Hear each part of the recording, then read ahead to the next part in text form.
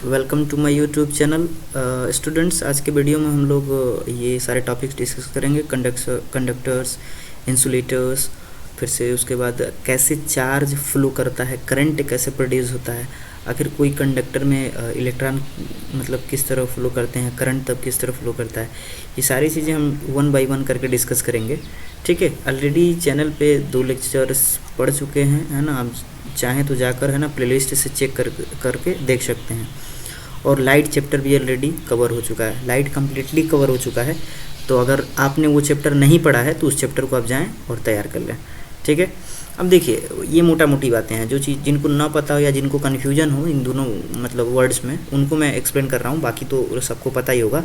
Conductors वो substance या material होता है ना, जिसमें जो करंट होती है ना, आई कैन फ्लो, मतलब करंट जिसमें बह सके, उस मटेरियल को हम लोग कंडक्टर बोलते हैं। और इंसुलेटर किसको बोलते हैं कि ऐसा मटेरियल, है ना, ऐसा मटेरियल जिसमें आई नहीं फ्लो हो सके, है ना, उसको हम क्या कहते हैं, इंसुलेटर कहते हैं। अच्छा, ये कंडक्टर और बैड कंडक्टर भी वर्ड आपने सुना होगा। ठीक है, खैर यहाँ पर टेक्निकली ये कंडक्टर और इंसुलेटर लेकर चलिए। ठीक है, बार बार ये शब्द यूज होगा, कंडक्टर्स, है ना। अच्छा, एक और चीज़ जो सिलेबस में है तो नहीं डायरेक्टली, पर ये आपको आना चाहिए, इलेक्ट्रिक फील्ड क्या होता है। और देखिए, अगर आपको इलेक्ट्रिक फील्ड समझ में आ जाएगी ना, तो फिर मैग्नेटिक फील्ड समझने में दिक्कत नहीं होगी, और आगे आपको चल के मैग्नेटिक फील्ड पढ़ना है। तो इलेक्ट्रिक फील्ड क्या है, जैसे मान लीजिए कि एग्जांपल से मैं समझाऊं, पहले एनालॉजी लगा के, कि अगर मान लीजिए कोई यहाँ पर मैग्नेट रखा है, तो इसको चारों तरफ एक फील्ड क्रिएट हो जाता है, आप जानते ही हैं। कैसा फील्ड क्रिएट होता है, एक ऐसा फील्ड क्रिएट होता है यहाँ पर, अगर इस फील्ड के अंदर कोई भी, है ना, दूसरा मैग्नेटिक सब्सटेंस आएगा तो ये या तो इसको खींच लेगा या तो इसको धक्का दे देगा, या तो अट्रैक्ट कर लेगा या तो रिपेल कर देगा। तो इस रीजन को, है ना, इस फील्ड को, इस पूरे एरिया को, है ना, एरिया नहीं बोलना चाहिए, रीजन बोलना चाहिए, क्योंकि 3D में होता है। तो इस पूरे रीजन को, है ना, मैग्नेटिक फील्ड बोलते हैं। क्यों? क्योंकि ये मैग्नेट से रिलेटेड है। किससे रिलेटेड है? मैग्नेट से रिलेटेड है, इसीलिए इसको हम लोग क्या बोल रहे हैं, मैग्नेटिक फील्ड बोलते हैं। ठीक है। अच्छा, ऐसे ही इलेक्ट्रिक फील्ड, मान लीजिए ये अगर चार्ज होता है ना, अगर ये मैग्नेट की जगह पे अगर यहाँ पर चार्ज होता आपके पास, ठीक है, सपोज यहाँ पर कुछ चार्ज है, तो इसके चारों तरफ ही एक फील्ड बनेगा, और इस फील्ड में अगर कोई, है ना, दूसरा चार्ज आए, है ना, तो या तो ये इसको खींच लेगा या तो इसको दूर भगा देगा, यानी या तो अट्रैक्ट कर लेगा या तो रिपेल कर लेगा। तो ये चार्ज के चारों तरफ जो फील्ड बना है, इसको हम लोग बोलते हैं इलेक्ट्रिक फील्ड। क्या बोलते हैं? Electric field. अच्छा, अब सर इसका क्या काम है? इसका यही काम है कि यही डिसाइड करेगा कि करंट फ्लो होगा कि नहीं होगा, होगा भी तो किधर होगा। ठीक है। अच्छा, एक और चीज़ मैं आपको बता दूं, है ना, जो नॉलेज की बात है ना, थोड़ा सा पेज लेता हूँ, ऊपर करता हूँ थोड़ा सा, है ना। अगर मान लीजिए आपके पास पॉजिटिव चार्ज है, चार्ज को क्यू से हम लोग डिनोट करते हैं, ऑलरेडी हम लोग फर्स्ट लेक्चर में पढ़ चुके हैं। अगर मान लीजिए पॉजिटिव चार्ज है, तो इससे जो फील्ड बनेगा, है ना, वो फील्ड कैसे बनेगा? एक ऐसा फील्ड बनेगा जिस पे एरो, है ना, या जिसकी डायरेक्शन, है ना, बाहर की तरफ होगी, है ना, आउटर, जितने भी यहाँ से फील्ड लाइंस निकलेगा, ये जो मैं निकाल रहा हूँ ना, इसको फील्ड लाइंस बोलते हैं। क्या बोलते हैं? इलेक्ट्रिक फील्ड लाइंस या इलेक्ट्रिक लाइन ऑफ फोर्स। ठीक है, इलेक्ट्रिक फील्ड लाइंस। तो इनकी जो डायरेक्शन है ये आउटर है। अच्छा, अब होगा क्या, अगर अगर अगर अगर चलिए ये पहले नेगेटिव वाला कर लेते हैं, फिर बताता हूँ ये कॉन्सेप्ट। अगर मान लीजिए नेगेटिव चार्ज है, तो इसका जस्ट अपोजिट हो जाएगा कि जो इलेक्ट्रिक फील्ड लाइंस हैं वो कहाँ, चार्ज के मतलब इनवर्ड, मतलब जाते हुए इसकी डायरेक्शन होगा कि नहीं होगा? इसका जस्ट अपोजिट, पॉजिटिव का। अच्छा, अब होगा क्या, कोई भी फील्ड हो, चाहे इस तरह का फील्ड हो चाहे इस तरह का फील्ड हो, अगर पॉजिटिव चार्ज लेकर जाते हैं उसमें, ठीक है, अगर पॉजिटिव चार्ज लेके जाते हैं तो फील्ड के डायरेक्शन में फोर्स लगेगा। किधर फोर्स लगेगा? अगर पॉजिटिव चार्ज ले जाते हैं तो फील्ड के डायरेक्शन में। फॉर एग्जांपल, अगर इस चार्ज को इस फील्ड में लेकर आए, यहाँ रखें, तो फील्ड का डायरेक्शन क्या है? इधर है, यानी कि इधर फोर्स लगेगा। अब देखिए, जाहिर सी बात है, ये नेगेटिव और ये पॉजिटिव, तो ये अट्रैक्ट करेगा, इसीलिए इधर फोर्स लग रहा है। अब देखिए इसको अगर यहाँ लेकर जाएं, ठीक, मान लीजिए यहाँ लाए हैं, तो देखिए फील्ड की डायरेक्शन क्या है, इधर है, तो यानी कि फोर्स इधर लगेगा। अब सोचिए फिर पहले के जो बचपन में हम लोग जो पढ़ते हैं कि लाइक चार्ज रिपेल और अपोजिट चार्ज अट्रैक्ट, तो यहाँ तो अपोजिट चार्ज बन रहे थे इसलिए अट्रैक्ट हो रहा है। यहाँ पर देखिए दूर जा रहा है, यानी कि क्यू चार्ज से दूर जा रहा है, यानी कि क्या कर रहा है, रिपेल कर रहा है, ठीक है। तो ये एक कॉन्सेप्ट। अब मान लीजिए यहीं पर एक नेगेटिव चार्ज होता, तो यहाँ अगर लेकर आते लोग तो नेगेटिव चार्ज पर उल्टा फोर्स लगता है। जैसे डायरेक्शन फील्ड की इधर है ना, तो इसके जस्ट अपोजिट लगेगा, यानी कि इधर लगेगा, ठीक है, किधर लगेगा, इधर लगेगा। अब यही चार्ज इसमें जाएगा, तो देखिए फील्ड की डायरेक्शन इधर है तो फोर्स किधर लगेगा, इधर लगेगा, ठीक है, इसीलिए ये अट्रैक्ट हो जाएगा। देखिए नेगेटिव चार्ज को ये पॉजिटिव क्या करेगा, अट्रैक्ट करेगा। ये भी एनालॉजी आप समझ सकते हैं, बहुत इंपॉर्टेंट कंसेप्ट है। अगर नहीं समझ में आएगा वीडियो रिपीट कीजिए, फिर से सुनिए, है ना, बहुत इंपॉर्टेंट है, क्योंकि यही काम देगा और यही समझाएगा आपको कि करंट कैसे प्रोड्यूस हो रहा है।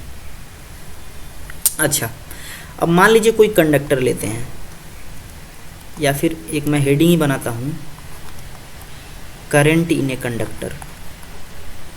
ये बहुत मतलब है ना मज़ेदार टॉपिक होगा और आपको आई थिंक है ना बहुत अच्छे से समझ में आएगा। करंट इन ए कंडक्टर,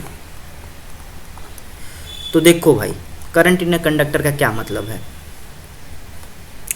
मतलब ये है कि कोई भी कंडक्टर है, मान लीजिए वायर है, मैं इसको जूम करके बना रहा हूँ, ठीक है, जूम समझते हैं आप लोग, है ना, इसको थोड़ा सा मैंने मैग्नीफाई कर दिया है। अब इसमें होगा क्या, सबको पता है कि कंडक्टर में बहुत सारे ढेर सारे इलेक्ट्रॉन होते हैं, राइट, ये चीज़ सबको पता है, सबको पता है ये चीज़, ढेर सारे इलेक्ट्रॉन होते हैं।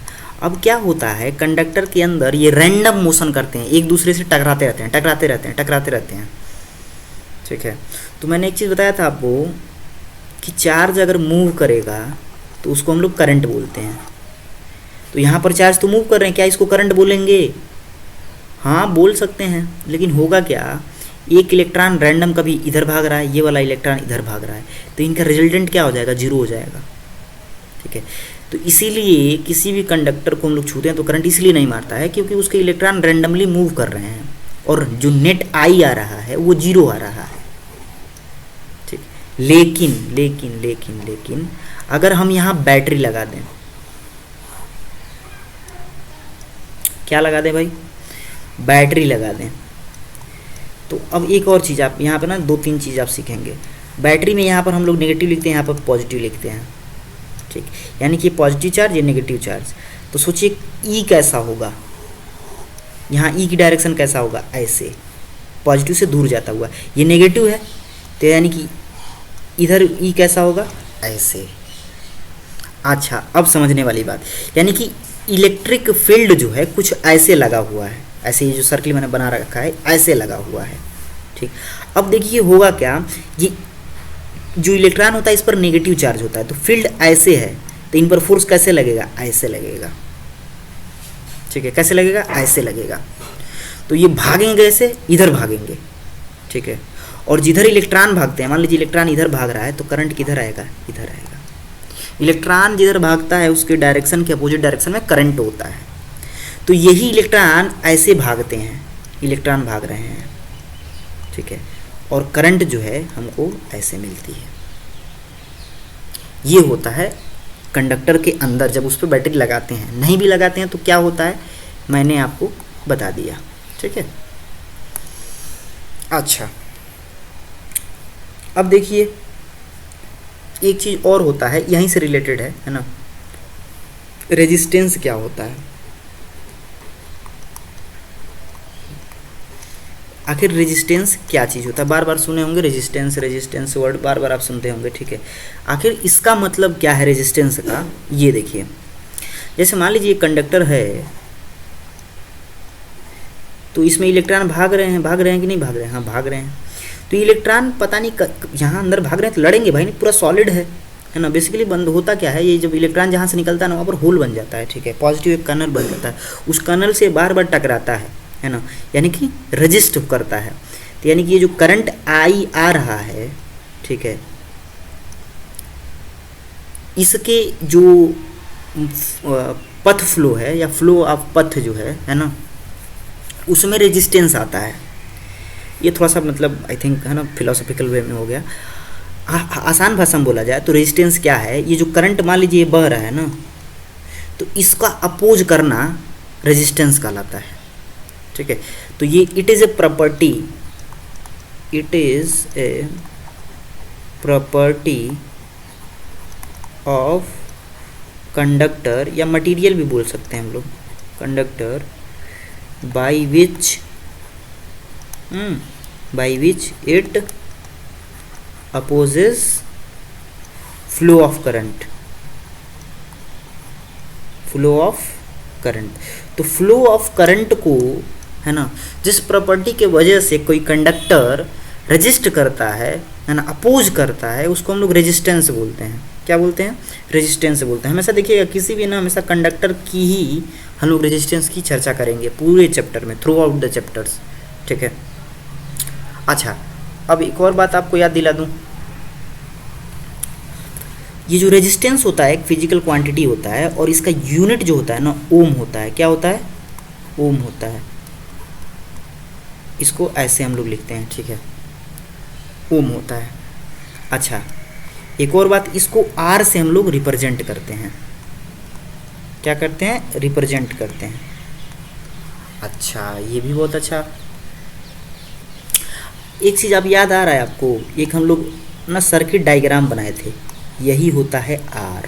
क्या होता है? आर। वैसे ये गोला नहीं होगा है ना, इसी को हम लोग क्या बोलते हैं? रेजिस्टेंस बोलते हैं। मतलब रेजिस्टेंस को दिखाने का एक तरीका है।